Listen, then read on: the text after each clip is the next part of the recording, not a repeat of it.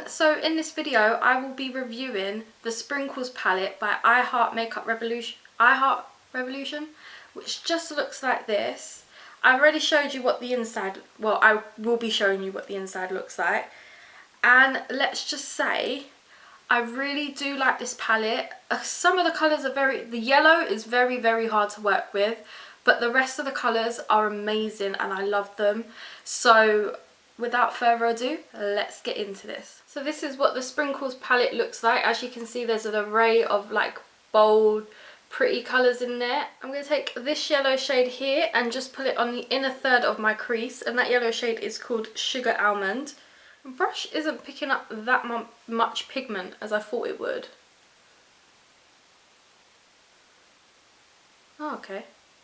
It's like there's a layer that needs to be scraped.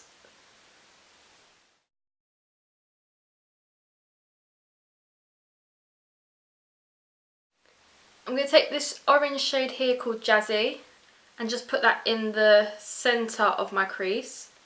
That is much more pigmented. That yellow, but they're just not going on as much as I'd want them to.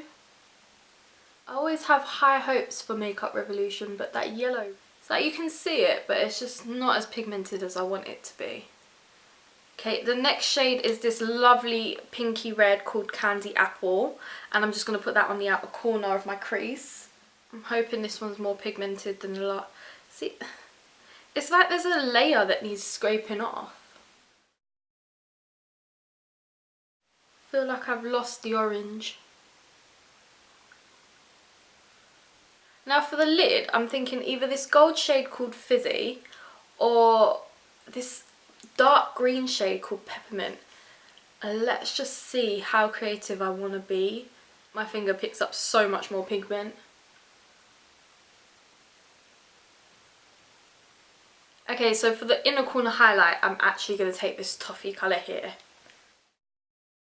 I feel like I've turned that edge into purple by mixing the red. So that is one eye done. I thought I'd just give you a little close-up.